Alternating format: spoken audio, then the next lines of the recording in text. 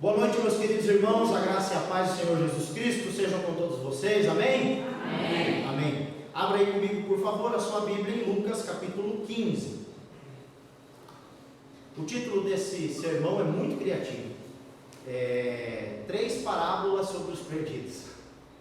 Em Lucas 15, três parábolas sobre os perdidos: a ovelha perdida, a dracma perdida e o filho pródigo. Nós vamos fazer a leitura do capítulo todo e depois nós vamos por partes. Então preste atenção, são 32 versículos e tem muito a nos ensinar. Lucas 15, do 1 ao 32. Aproximavam-se de Jesus todos os publicanos e pecadores para o ouvir. E murmuravam os fariseus e os escribas, dizendo: este recebe pecadores e come com eles. Então lhes propôs Jesus esta parábola: qual dentre vós é o homem que, possuindo 100 ovelhas e perdendo uma delas, não deixa no deserto as 99 e vai em busca da que se perdeu até encontrá-la? Achando-a, põe-a sobre os ombros, cheio de júbilo, e indo para casa reúne os amigos e vizinhos, dizendo-lhes: alegrai-vos comigo, porque já achei a minha ovelha perdida. Digo-vos que assim haverá maior júbilo nos céus por um pecador que se arrepende do que por 99 justos que não necessitam de arrependimento. Qual é a mulher que, tendo 10 dracmas, se perder uma, não acende uma candeia, varre a casa e procura diligentemente até encontrá-la? E tendo-a achado, reúne as amigas e vizinhas, dizendo: alegrai-vos comigo, porque achei a dracma que eu tinha perdido. Eu vos afirmo que de igual modo há júbilo diante dos anjos de Deus por um pecador que se arrepende. Continuou: certo homem tinha 2 filhos. O mais moço deles disse ao pai: pai, dá-me parte dos meus bens que me cabe. E ele lhes repartiu os haveres. Passados muitos dias, o filho mais moço, ajuntando tudo que era seu, partiu para uma terra distante e lá dissipou todos os seus bens, vivendo dissolutamente. Depois de ter consumido tudo, sobreveio àquele país uma grande fome e ele começou a passar necessidade. Então ele foi e agregou a um dos cidadãos daquela terra, e este o mandou para os seus campos a guardar porcos. Ali desejava ele fartar-se das alfarrobas que os porcos comiam, mas ninguém lhe dava nada. Então, caindo em si, disse: quantos trabalhadores de meu pai têm pão com fartura, e eu aqui morro de fome? Levantar-me-ei, irei ter com meu pai, e lhe direi: pai, pequei contra o céu e diante de ti, já não sou digno de ser chamado seu filho, trata-me como um dos teus trabalhadores. E levantando-se, foi para seu pai.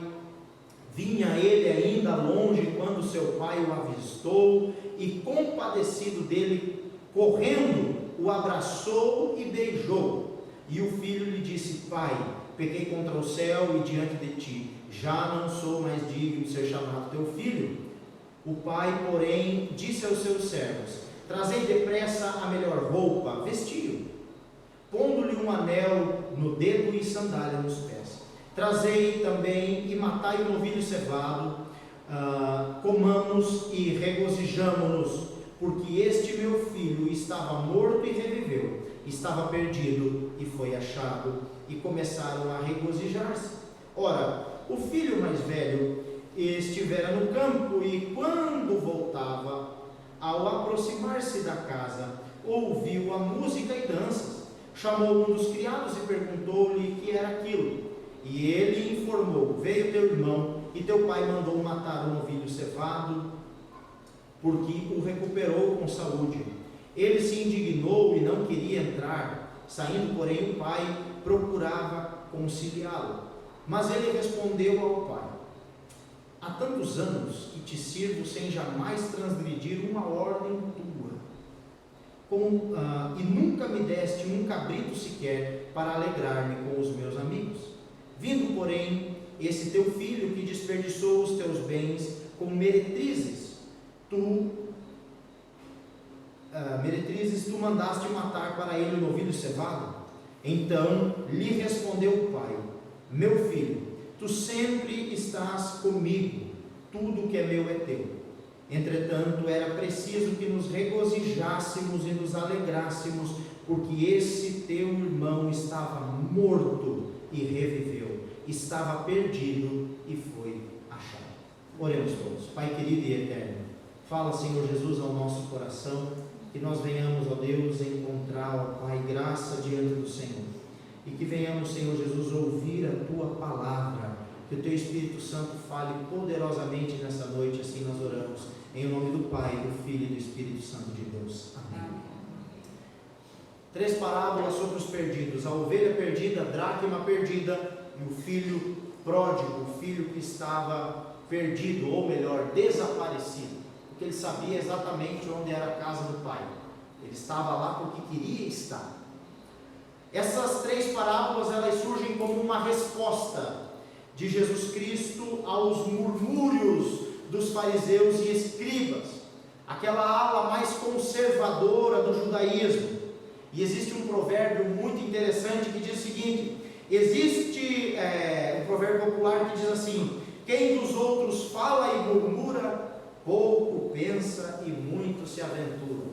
E esses homens se aventuraram.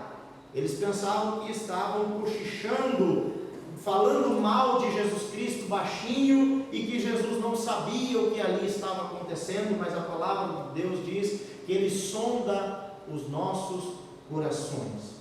Os fariseus e escribas não estavam apenas cochichando entre si, como alguém que vai falar, né? Como talvez você que está aí no banco vai falar com o irmão ao lado para não atrapalhar o pastor aqui na frente, fala baixinho. Não, eles falavam baixinho, mas eles falavam mal. Eles não apenas cochichavam entre si, eles estavam murmurando, falando mal em voz baixa. Eles diziam: este que recebe e come com os pecadores. Aquilo indignava aquela ala conservadora dos judeus, porque Jesus, além de receber, Jesus se sentava com eles e tinha refeições com aquele pessoal. Jesus estava ali com eles. Aliás, eles estavam com Jesus, porque no versículo 1 diz que todos se aproximavam de Jesus, publicanos e pecadores. Eles vinham até onde Jesus estava para o ouvir. Por essa referência que Lucas nos dá aqui, de que eles estavam comendo, nós podemos dizer que Jesus estava em uma casa. E se você voltar um pouquinho, alguns capítulos da sua Bíblia, você vai achar Lucas 5, do versículo 27 ao 32. O que acontece ali? Jesus está passando e tem um homem chamado Levi, um judeu cobrador de impostos. Ele está no seu posto, cobrando impostos. E Jesus chega para ele e diz: segue-me. E a Bíblia diz que imediatamente Levi se levantou, abandonou tudo, abandonou o seu posto e seguiu a Cristo. Logo em seguida a esse episódio, Levi faz um jantar na sua casa, e todos os cobradores de impostos e muitos pecadores vieram a esse jantar. E nesse jantar, mais uma vez, estavam os fariseus e escribas, que começaram a questionar a índole de Jesus, porque Jesus estava com aquele povo. E Jesus então responde que ele não tinha vindo para os sãos, mas sim para os doentes. Nós vemos então com essa referência de que Jesus estava muito provavelmente em uma casa, tomando uma refeição em algum horário do dia. Eles ali então estavam, e vamos pensar um pouquinho, vamos remontar então essa cena de Lucas capítulo 15. Jesus está tomando uma refeição junto com publicanos, que são judeus cobradores de impostos, e também junto com pecadores, homens e mulheres. Enfim, Jesus está ali, e fora daquele lugar, ou até mesmo dentro daquela sala, daquele cômodo, estão pessoas murmurando, falando mal de Jesus Cristo, porque ele ali está tomando refeição e recebendo aqueles homens. Nós devemos notar, meus queridos irmãos, que o que incomoda os fariseus não era a incontestável oratória de Jesus Cristo. O que incomoda os fariseus e os mestres da lei não é a incontestável oratória de Cristo, ou os sinais e maravilhas que Jesus Cristo fazia, ou os milagres que Jesus Cristo operava. O que incomoda eles não é isso. Na verdade, eles tentavam e tentaram algumas vezes, como na multiplicação dos pães, o povo tentou tornar Jesus rei político daquela época. Seria uma grande ajuda, ou talvez o maior trunfo, ter Jesus em seu partido naquela época, porque eram incontestáveis as suas palavras. O que ele fazia manifestava o que os profetas do Antigo Testamento tinham dito. O que incomoda os fariseus e essa ala conservadora do judaísmo não são os milagres ou a palavra ou os sinais que Jesus fala. O que incomodava eles, o que incomodava essa ala era que a graça de Deus, o perdão de Deus, a cura divina, a libertação e a misericórdia divina estava sendo dada gratuitamente aos pecadores.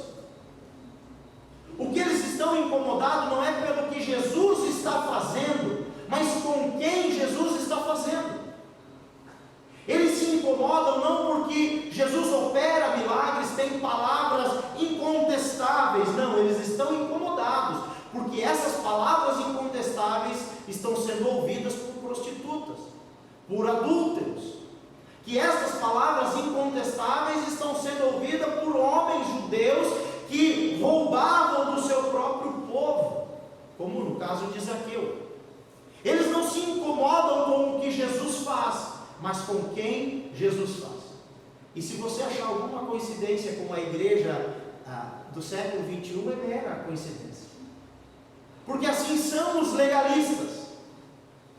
Eles não se incomodam com o que Jesus faz, mas com quem Jesus faz.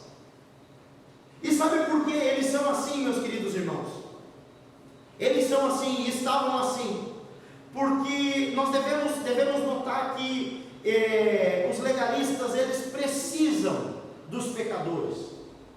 Eles creem no Deus que perdoa os pecados, eles creem no Deus que cura os enfermos, eles creem no Deus que liberta, mas há uma necessidade para a igreja legalista de que os pecadores continuem sem perdão, de que os atribulados continuem sem libertação, de que os doentes continuem doentes, sem cura, porque aí eles têm a quem apontar o dedo, e a justiça deles parece maior do que a justiça do outro.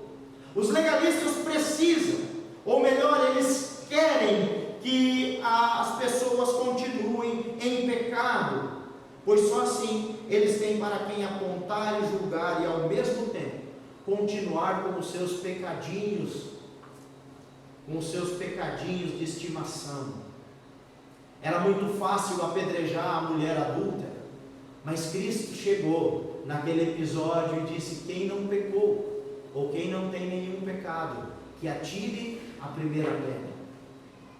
E aqueles homens tão pomposos, tão cheios de cumprir a lei, tiveram que, a começar pelos mais velhos, largar cada um a sua pedra e voltar para casa, porque todos que ali estavam também eram condenados segundo a lei. Jesus Cristo então agora começa a incomodar essa gente, não porque ele está fazendo algo errado, ou porque ele está operando milagres, sinais e maravilhas, nada disso. É porque os pecadores estão chegando até Cristo e sendo perdoados. Eles estavam incomodados, pois a graça estava sendo derramada a todo aquele que crê. Nós precisamos entender isso. Veja o que o apóstolo Paulo nos diz em Colossenses 3:11. Nessa nova ordem de vida, não há mais diferença entre grego e judeu, circunciso ou incircunciso, bárbaro e cita, escravo ou pessoa livre, mas sim Cristo é tudo e habita em todos vós. Veja o que o apóstolo Paulo continua dizendo para a igreja que está na Galácia, em Gálatas 3:28, não há judeu nem grego, escravo ou livre, homem ou mulher, porque todos vós sois um em Cristo Jesus. Cristo veio para quebrar esse paradigma, e é o que ele mesmo diz: quando o Filho do Homem fosse levantado no meio, o que aconteceria? A barreira seria desfeita, o véu se rasgou, é o que o autor de Hebreus diz, e agora, pelo sacrifício de Cristo, nós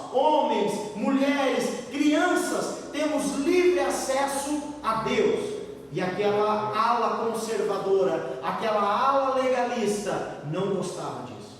Eles não gostavam de ouvir: deixe vir a mim as criancinhas, pois deles é o reino dos céus. As crianças e as mulheres principalmente eram menosprezadas, e Jesus acolheu esse grupo. Eles estavam incomodados com o que Jesus estava fazendo. Jesus, porém, é aquele que sonda os corações. Ele sabia que aqueles homens estavam falando dele e falando mal, e exatamente o que estava acontecendo, Jesus tinha consciência de tudo. E então Jesus sai para fora e conta-lhes uma parábola, ou melhor, 3 parábolas, que são as 3 parábolas que nós lemos até aqui. A primeira parábola, eu não vou ler ela de novo, mas eu vou fazer as aplicações dela para a nossa vida. A primeira parábola é a parábola da ovelha perdida.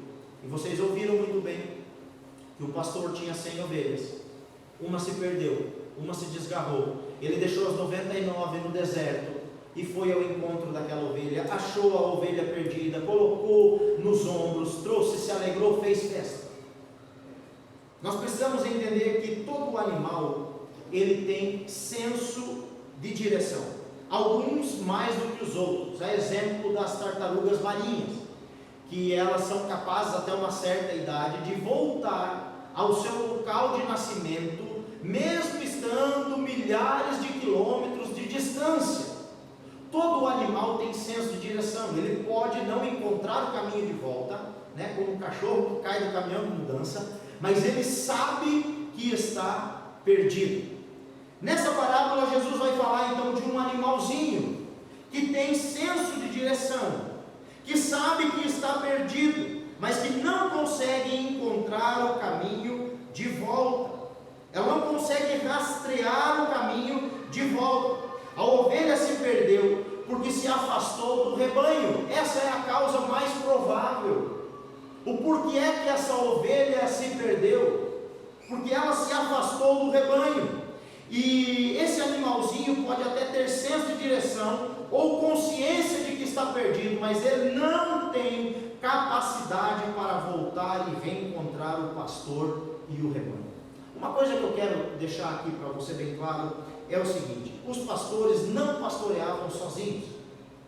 Não pastoreavam sozinhos. Se você ir para essas referências que eu vou te passar, você vai ver isso. Em Gênesis 37, os filhos de Israel, os filhos de Jacó, estão pastoreando as ovelhas, o rebanho do seu pai. Se você olhar para Lucas capítulo 2, versículo 8, você vai encontrar o anjo aparecendo aos pastores que estavam no campo, não é isso? Se você voltar um pouquinho para o Antigo Testamento, em 1 Samuel capítulo 17, versículo 20, você vai ver que Davi, quando recebe a ordem de Jessé, seu pai, para visitar os seus irmãos no campo de batalha, ele deixa as suas ovelhas com um guarda, alguém que cuidava daquelas ovelhas. Então não pense que o pastor saiu e deixou as suas ovelhas ao ermo, sozinhas no deserto, desprotegidas.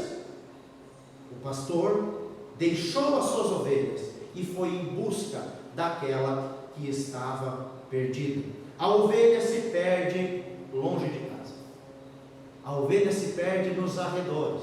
Talvez pela curiosidade, os motivos podem ser os diversos: descuido, insatisfação com o pasto, rebeldia, falta de experiência, e essa necessita ser encontrada com urgência pelo pastor, porque ovelha perdida é ovelha correndo risco de morte, sério risco de morte. Vamos então para a segunda parábola, da dracma perdida. A dracma, essa parábola da dracma, ela tem 2 interpretações. A primeira é que é uma moeda, né? Todo mundo conhece, uma moeda de prata que valia aproximadamente a diária de um trabalhador daquela época. Algumas mulheres usavam como enfeite, colares, enfim, outras como coleção, e muito provavelmente a desta mulher aqui eram as economias dela, porque ela fica desesperada por causa dessa dracma. Ela perde uma, e ela então varre a casa, acende uma lâmpada, e quando encontra faz a maior festa. Ela procura incansavelmente até encontrar aquela dracma. Lembre de qual, e aí meus queridos irmãos, irmãos, a segunda interpretação, antes disso, a dracma, ela se perde aonde? Dentro de casa. A ovelha se perde aonde?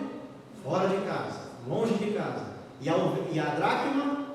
Dentro de casa. A segunda interpretação que nós temos dessa parábola é a seguinte: a mulher que perdeu a dracma tinha plena consciência do que ela perdeu. A dracma em si não sabe que está perdida, sim ou não? A dracma é um objeto inanimado, é inorgânico, não tem vida. A dracma não sabe que está perdida, mas quem perdeu sabe que perdeu. Não sabe onde perdeu, e por isso o desespero de varrer toda a casa, limpar toda a casa, acender lâmpada, enfim, para encontrar aquilo. Por isso então ela faz tudo isso. E eu gostaria de chamar a tua atenção para aqui agora. Lembre-se, aonde é que você deixou a sua dracma? Lembre-se, aonde foi que você perdeu a sua dracma? O que tem lhe feito falta? Trazido incômodo, desespero. Em alguma etapa da sua vida você perdeu algo que era importante para você. Nós temos que olhar para isso, porque muitas pessoas estão perdendo dracmas. Dracmas no casamento, dracmas de criação de filhos, dracmas perdidas do amor à profissão, dracmas perdidas no relacionamento com Deus.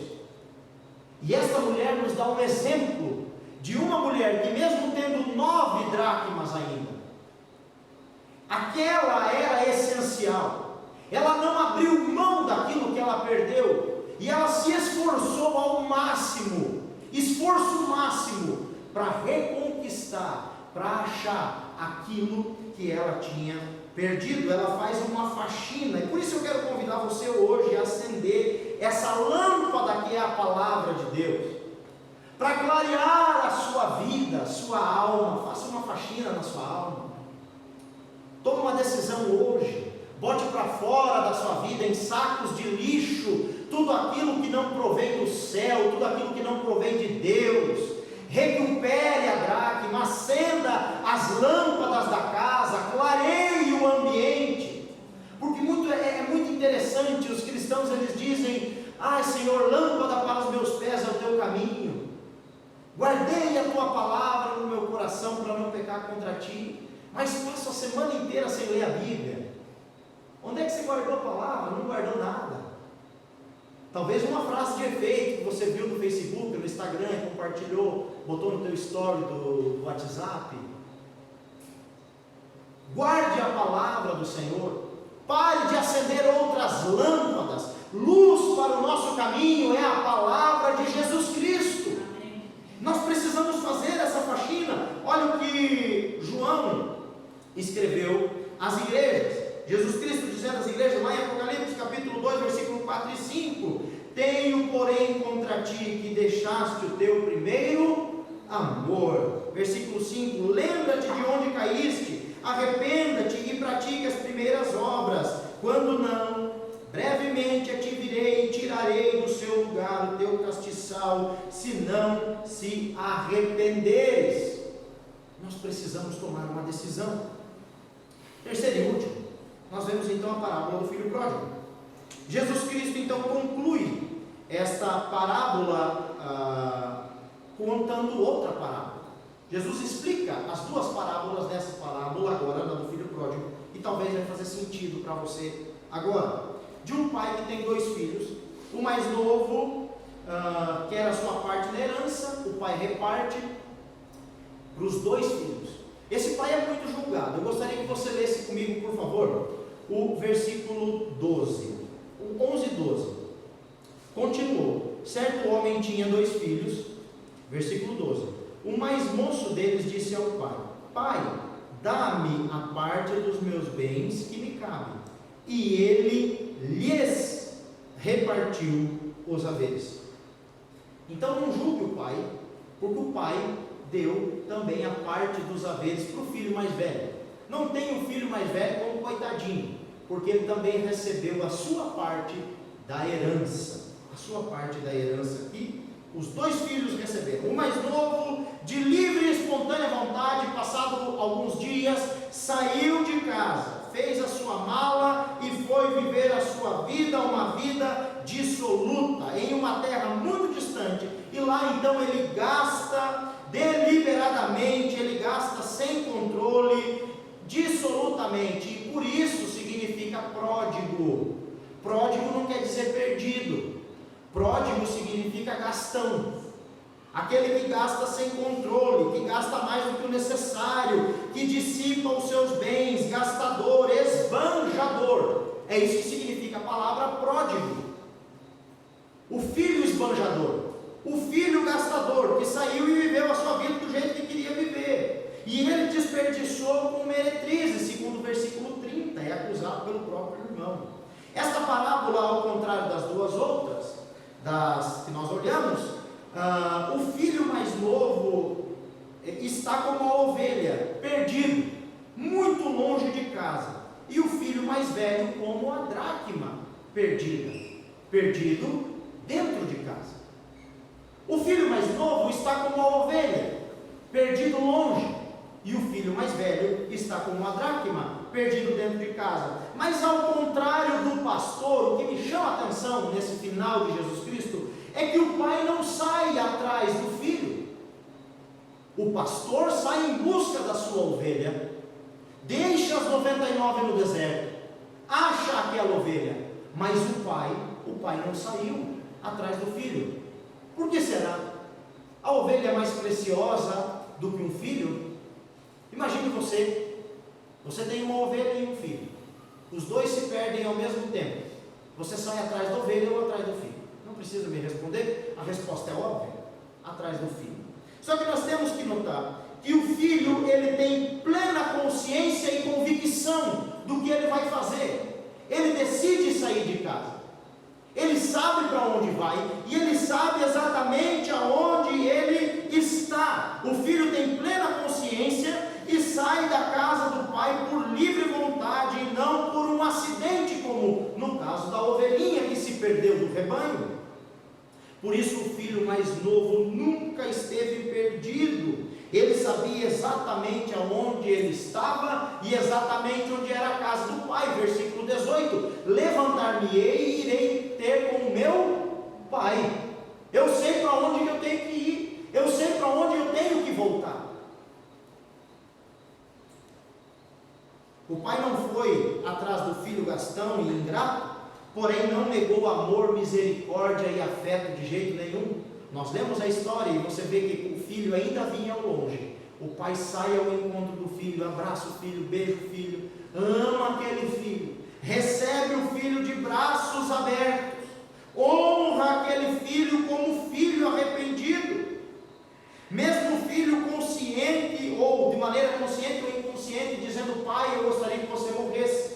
Porque quando o filho pede para o pai a sua herança, a herança você só recebe depois que morre. Aquele filho, consciente ou inconscientemente, ele disse: pai, eu gostaria que você falecesse, porque eu quero viver a minha vida do meu jeito, e eu preciso das minhas coisas, eu sei mais ou menos o que é meu aí, então vamos agilizar esse negócio, e eu quero sair daqui com o que é meu. Só que o Senhor ainda está vivo. Esse pai poderia muito bem receber esse filho como um dos seus empregados, mas não, ele recebe como filho, ele honra o filho como filho, sandália no pé, anel no dedo, roupa limpa, um churrasco daqueles para ninguém botar defeito. É muito interessante que ele pediu a herança com o pai ainda vivo, né? E o outro irmão mais velho se cala. O silêncio do irmão mais velho é preocupante, porque o irmão mais velho era o segundo mais respeitado na família. Quando você olha para a cultura da época, a maioria dos comentaristas bíblicos, eles falam isso. Por isso que é uma parábola e não algo literal. O irmão mais velho, ele ia interromper a ação do filho mais moço e dizer: não, o nosso pai ainda está vivo. Se você quer alguma coisa de herança, você fica aqui, trabalha aqui, até o último dia do nosso pai. Quando o nosso pai partir desta para melhor, você vai receber o que é seu. Mas nessa parábola o irmão mais velho se cala e também recebe a sua herança. O pai também tratou com bastante bondade e misericórdia o irmão mais velho, indo atrás e procurando fora da casa. Veja que com o irmão mais velho o pai vai ao encontro. Com o filho mais moço, o pai não sai até aquela terra distante, mas com o irmão mais velho o pai sai da casa. Fora da festa, o filho mais velho começa então a se lamuriar, mesmo ele consentindo com o irmão mais novo. O pai trata bem aquele filho, lembrando que ele também, como eu disse, recebeu parte da sua herança. Este filho, assim como a dracma, estava perdido dentro de casa. Ele não vivia com identidade de filho. Ele obedecia às leis e às ordens do seu pai, esperando uma recompensa, a ponto dele dizer: eu sempre estive contigo todos os dias, nunca te desobedeci, e o Senhor não me deu nenhum cabrito. E para aquele que te desobedeceu, que saiu fora, que gastou tudo que o Senhor tinha, tudo que o Senhor deu para ele, ele gastou com prostitutas. Você mata um novilho cevado. Note que a obediência do filho que ficou era por recompensa e não por amor ao pai. Ele obedecia porque ele queria sempre algo em troca. Qual é a conclusão então de tudo isso que nós escutamos aqui e aprendemos hoje? Algo acontece igual nas três parábolas. Festa. A festa, no versículo 7, quando o pastor encontra as suas ovelhas. A festa no versículo 10, quando a irmãzinha acha a dracma. E a festa, quando o filho pródigo volta para casa. Veja que o céu festeja o arrependimento. O que isso indica? Que a igreja tem que celebrar também quando um pecador se converte ao Senhor. Quando alguém faz um voto com Deus, quando alguém volta para a casa do Pai. Mas qual tem sido a atitude da igreja? Julgar, humilhar, fazer pagar preço. Porque era filho e saiu e gastou e viveu uma vida dissoluta, e agora quando volta tem que pagar um preço. Não precisa pagar preço nenhum. O preço já foi pago por Jesus Cristo na cruz do Calvário. A função da igreja é a função do Pai, de ir ao encontro, abraçar, amar, respeitar, honrar aquela pessoa, porque é um filho de Deus.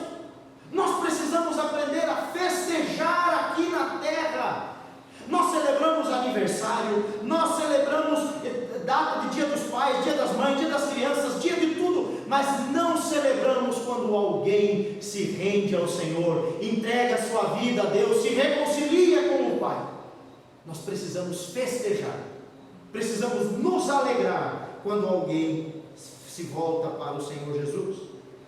Qual a função da igreja no meio de tudo isso? Nós devemos ir atrás daqueles que se perdem por serem inocentes. Nós devemos ir atrás daqueles que estão perdidos dentro da casa também. Agora o pai não foi atrás do filho. Quanto tempo tem igrejas e pastores perdendo tempo com filhos que são conscientes, prósperos, bem alimentados, bem nutridos, honrados, que viram as costas. Veja que na parábola o pastor sai atrás da ovelha, porque a ovelha não tem consciência, ela pode até ter senso de direção, pode até saber que está perdida, mas ela não tem capacidade de encontrar o aprisco de novo. Para esses a igreja precisa ir em busca. A igreja também precisa estar atenta àqueles que estão perdidos dentro da casa, como uma dracma, que estão frios. Nós precisamos buscar estes. Mas existe um grupo que precisa sair, existe um grupo que precisa experimentar o mundo, existe um grupo que precisa se chafurdar na lama, precisa quebrar a cara lá fora, para lembrar que era muito bom na casa do pai, e que até os empregados do papai tinham pão com fartura para comer. Quando estes decidem voltar, qual é a função da igreja? Julgar, maltratar, pôr disciplina, excluir. Não, abraçar, honrar, amar, trazer para perto, fazer o melhor. Nós precisamos entender isso. A parábola termina como começou. Como é que a parábola termina? Você já percebeu que não tem um fim? É o pai lá fora conversando com o filho mais velho, convencendo o filho a entrar. E assim começou esse ciclo de 3 parábolas.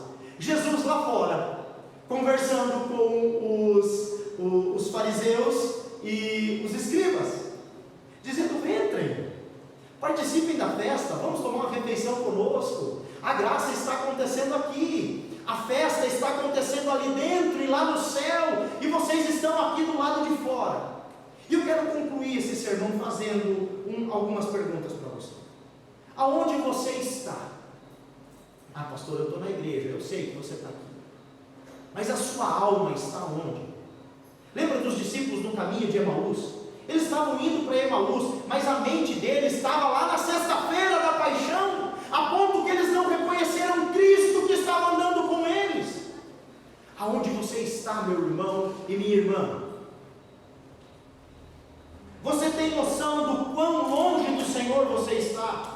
Dentro ou fora? Saiba que o Senhor vai lhe buscar.